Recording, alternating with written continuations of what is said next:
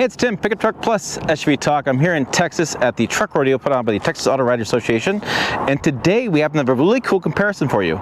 So we have this Ram 1500 Limited on my right side, and on the left side we happen to get a Chevy Silverado High Country as a press loan this week. So this was at the event. This one we were driving all week. I thought, great, let's do a comparison to these two trucks because the difference is about $3,000. Believe that? Both over 70, but $3,000 is the difference. We'll get to all those details on this comparison right now.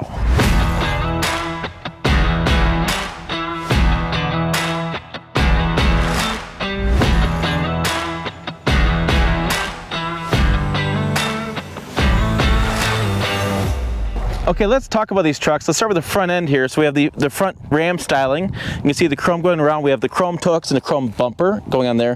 What I really like about this truck, and maybe a secret part of me, is I live in Nebraska. We have the front place brackets. It's nice to have holes built in. The Tundra we own doesn't have any holes built in. That's, well, kind of nice for guys like me.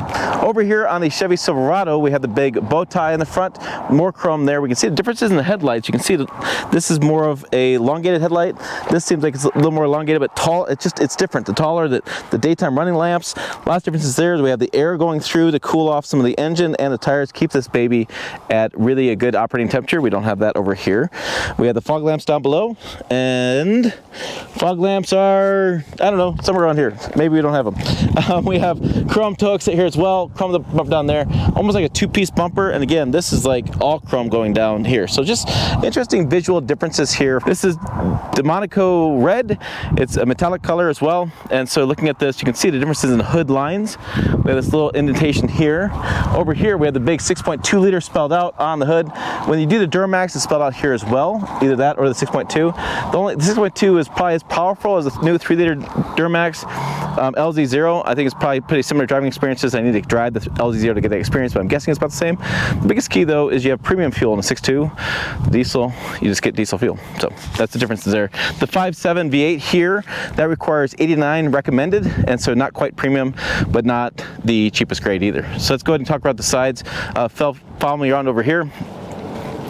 We have our dueler Bridgestone tires there on the side. We have a nice little kind of chrome with a black, kind of a darker chrome here on the wheel. And we can see the Ram, this has got the e-torque badge here on the side. So a little bit different than the 6.2. 6.2 is more in the hood. This is on your side. This is your mild e-torque system. We have our typical Ram mirrors. I think these do, we'll do some more in the mirrors here in a minute, but I do have a light that comes down as well and blind spot there as well. So that, I believe that's blind spot monitoring for the side of the vehicle when you're driving around. And I don't see, oh, there's a light right there as well. We have the Ram spelled out there. This is the limited, this is the top trim they offer for the Ram. And we have, it's kind of a nice opening here. You can see a really nice big window well. Some of these brands now are cutting this. We'll see that in Chevy Silverado, but this comes down pretty nice. And then we're looking at the inside, open the doors for a second. We have the fold down running boards that come down in this particular model. We have the Ram Limited interior. We have the styling inside, double glove box. We have the big 12-inch screen, and we have the new frameless instrument panel, which I'll show some video on that in a minute. And then the back side here, again, I would argue that Ram is in the best looking interiors in the industry. Just the use of different colors here that really pulls out really nice. Good stitching, just a really nice looking interior. Even this cloth with the leather, it just works well. And so we have the seating area back there. You will have USBs back here too, and the outboard seats. So this seat here and that seat on the other side, not the middle seat, have heat as well as that. And so then you have some storage. It goes up, I believe. Yep, goes up and then comes back down. So you can do multiple storage, a flat loading floor as well, which is something people really like. And then if you're like Ram, you have secret little boxes for storage, right? So little storage box there that you can put some cold stuff in there, some gear, whatever you want in there. I find I put tow hooks in there quite a bit. So there's that. Well, ammo. Always need more ammo. Coming around the side, now we do have a tonneau cover on this particular model we're looking at. I'm going to look at the specs here in a minute. I have the sheet in front of me. So we have the heads-up display with digital rear mirror and some safety technology adds $3,400.95. The tri-fold tonneau cover, this is $550, and the upgraded e-torque engine's $445, or oh, excuse me, $445 looks like. And then we have the powerful trailer tow mirrors, those additional $445 too. That's what it looks like on the screen. 75,710 for this vehicle. Fuel economy is going to be 18 city, 22 highway, 19 combined. And then the rear we have nice chrome finish up there with the dual exhaust. And then we have Ram's new innovative tailgate here. So we're gonna, it opens all the way up, or you can go here and open up just one end, or you can go here and open up both. So a couple cool things with this specifically is if you can see a big gap here, which is nice. So if you have, say, mulch or wood chips or whatever in here, when you go to sweep it out, you can actually sweep this all the way out. It doesn't get caught in that tailgate crease like you have in different brands. I think the cool thing with this too is if you have a boat hooked up or a camera hooked up, whatever, and you want to get in here, you can just leave the hook up and leave the one side open. You actually can throw stuff in your box, you get stuff out of the box when you get to the boat ramp or your campsite. So I really like that feature. And I've actually hung from this. It is strong and sturdy. That was the younger days. All right, let's check out the Silverado. We'll start from the back to the front, so we're back here already. So the one thing of the Silverado you notice immediately is the really cool bumper step, right? And we have the bumper step, plus I have a hole right here. It's the snake pocket hole, and I can get in like this really easy. This has got their new multi-flex tailgate in the high country, and so you have a button feature here. You can press this one that drops it all the way down. And then you can do like this, and you can put stuff in here and actually stop. This will stop stuff from rolling around, right? Obviously. Or you can go up, hit the first one, opens this. If this one opens this, that goes up as well. Another way to have different storage options. And then there's a way to do it here. You go down, and then you hit the top button again. Goes down, goes down. There is a handle here. This is when you hop into the bed, and I've set up for different places. I've seen where they put kicker speakers in here that come from accessory from factory, and you actually sit back here, rock out with some marine grade, kicker speakers. And well, I did one time. I listened to country music there in Newfoundland and saw some fishing when I did this bed. But really cool setup. Kind of like a beer cooler here. Good spot for a beer. So really cool features there on that bed.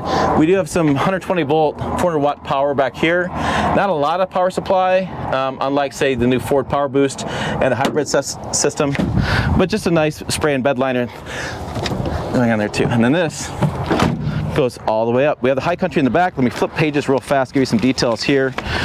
Total vehicle price is $72,870. This has got the, let's see, features, add-ons, quite a bit of add-ons. So we started at $60,000, we had $72,000 to the price with add-ons.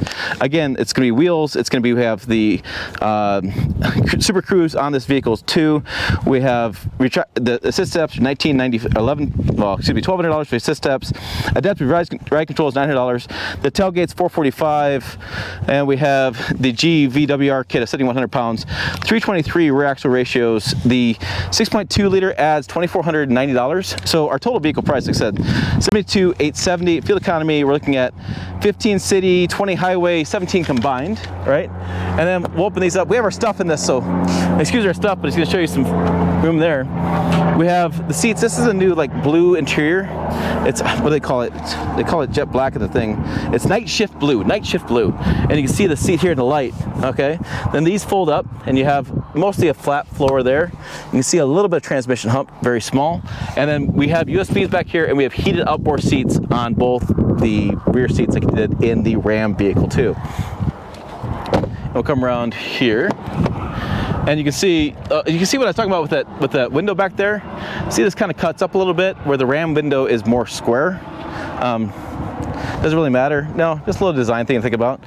We do have the new interior. We'll talk more about this with new shifter, everything new in this interior. This interior is so much better. I would have said back in 2019, this truck wasn't competitive with the Ram at the time, and now it's competitive because they've made a bunch of increases to the interior, made a lot better.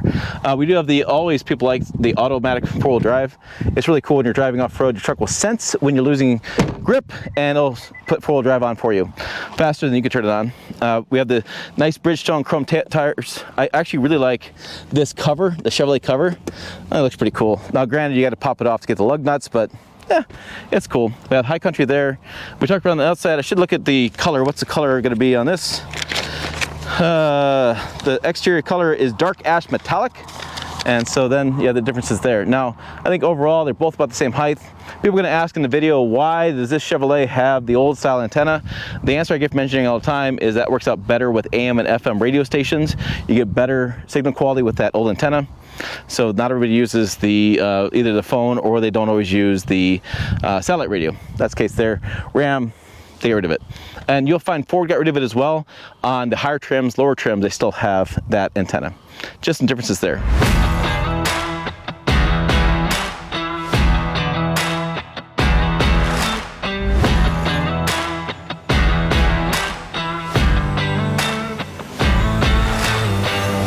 All right, let's talk about this inside, and there's been a lot of chatter in our comments, and let's clarify a few things. This is the 10th anniversary edition of the 2022 model. That is basically the same thing as the 2023 limited elite edition. So the elite edition's it's a different package, but it basically gives you this bejeweled shifter, and it gives you the premium quilted leather bucket seats, and the bed stuff Mopar 19 speaker Harman Kardon, the adjustable tie-down hooks, the multifunction tailgate, the suede headliner. Ooh, suede. And the ventilated rear seats. That's an additional $2,145. So yes, those in the comments have been talking about that. Yeah, you're right. This basically is the new 2023 model with the changes. Now, one of the things you'll notice on this difference that I did point out is this limited edition version of it, the 10th anniversary edition, does not have the frameless display. And you've seen this as well when we've seen the other videos. This goes away, that goes away, it becomes frameless, there's nothing in there, it's all digital. So that's coming there on the 2023 model limited edition elite version, to be very clear. As clear as it can be. So inside we do have the big display, we have the trailer steering, which again was on a 22, and I may have said it incorrectly, but it is on 23 as well. And then we have height adjustable as far as air suspension, different tow haul modes, and different parking sensors, as well as the trailer brake controller. So bejeweled shifter, again, that was a new one I said as well. Basically everything's the same on this truck as the 2023 model, with that change, that frameless digital display. But again, like I've said most times with Ram vehicles, it's really pretty.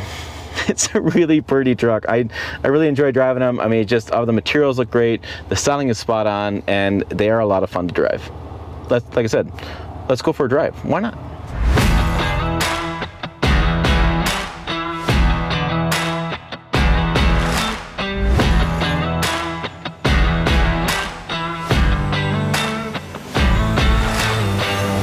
On the road here with the Ram 1500, the 2022 limited elite edition. A few comments. We have air suspension in this with the 5.7 liter Hemi. It's a smooth riding vehicle, plenty of power, and it sounds really good. Like it's hard to beat a Hemi. Visibility is pretty good. The mirrors are nice and big, easy to see things around you. And this interior, a little bit more than the Silverado versus this, is going to be this interior, the way the screen's laid out. It's just vertical versus horizontal. I actually prefer the horizontal now that I've experienced it quite a bit. This vertical here, it's a little bit too much for me from a week standpoint. I think if you drove it as a daily driver for a long period of time, you get used to it. But for me, it's like I need more time. It's one of those trucks I always talk about. Like I'm literally thinking about buying one because I just want more time to mess with the big screen. But yeah, so braking's fine, handling's fine, towing does well with the Hemi. Burns a little rubber, gets fun in the dirt.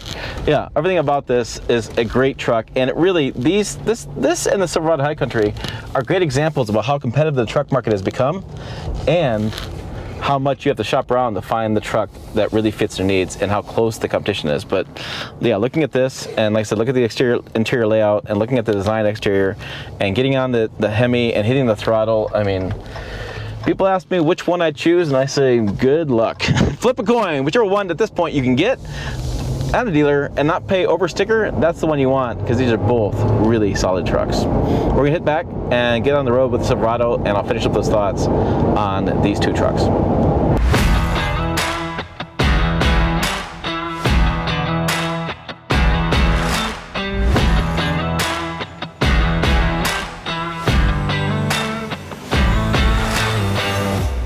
Okay, so let's talk about the Chevy Silverado, the High Country, versus the Ram 1500 Limited. We made a slight boo-boo. We got busy driving the airport to fly out to Detroit for a GMC program that I forgot to record that part in the vehicle. But I happen to be in a Chevy Silverado right now. I'm actually in a Trail Boss doing another review on it, so I feel pretty confident. I've driven enough Chevy, enough Ram trucks to kind of give you some synopsis of differences between the two vehicles. Now, as we know, this Chevy Silverado has the coil, or the leaf springs in the back, and the Ram has a 5-link coil suspension. So different suspension setups in the rear. There is pros and cons. I find that the Ram rides a little bit better than the Silverado does with the empty bed. I feel like when you weight down the bed, a Silverado rides about the same. Ram will seem like it sags a little bit more if you don't have the air suspension to kind of pick that up a little bit with the coil suspension, but that's not a big deal. And I think the Ram in the rear rides better. As far as what I feel when I'm driving behind the wheel on the front, similar setups and suspensions up there, so I don't have anything, I can't really tell you the differences there. I really don't see anything different there as well. Both trucks have good visibility. Both trucks have pretty comfortable seats. These seats are pretty good. The Silverado high country seats are even better, and I would say the Ram Limited seats are pretty comparable between both of them. Really not going to be much benefit there. What's it going to come down to? It's going to come down to like personal taste and interest, right? So steering's about the same, off-road capability I find is about the same. It just comes down to which interior layout you like better, and the shifter. The shifter is always controversial in a Ram. I've been driving Rams for years. I just still get used to the rotary shifter. And then Chevy decided to do a console shifter, not a column shifter. So you have two different interesting shifting situations there, putting it in gear. Whoever thought that would be something to talk about. It is. But as far as the powertrains, I've driven the Hemi a lot. It's very comparable to the 5.3. The 6.2 and the 3-liter diesel that Chevy has are my favorite engines. It just depends how much you want to, which way you want to go, diesel or gas. The 2.7 is pretty good as well with the Chevy. And then in the Ram situation, I haven't driven the Pentastar in a long time, but I've always thought the Hemis were pretty good. And the mild hybrid Hemi is just, I don't know, party trick a little bit there. Not much going on there. So, sorry, I'm not going to give you a solid conclusion that one's got to be better than the other, and one rides like a ton of bricks. The thing is, trucks these days are all really competitive. They all ride a lot better than they used to. You have no old truck feel, which is kind of a pro and a con for some people, and they both are pretty comparable models. Now, I tend to like what Ram is doing with their trucks, like the exterior styling. I like the interiors. I think the powertrain's a little bit more updated. They're getting a little bit old in the grand scheme of things these days, and I like what Chevy's doing. I think their interior is a lot better. They really upped the game. So really, and I really like the diesel here. I'm really not pleased that Ram killed their diesel, because yes, I know diesel's a struggle with this type of emissions situation going on these days, but it's a great powertrain. That's what I want. So those are my thoughts on the Ram 1500 Limited versus the Chevy Silverado High Country. Which one do you think was better? Which one did you go with? I know there's been a lot of conversation about reliability, and you know, I've seen Ram guys have lots of problems with their trucks. I've also seen Chevy guys have problems with their trucks as far as lifter issues, things like that. So I don't know there's much difference there. I know. Don't blow me up in the comments. But yeah, like I said, put your comments below. What do you guys think? Also check the videos over here, website down below as well, pickuptrucktalk.com. As always, thanks for watching. I will see you down the road.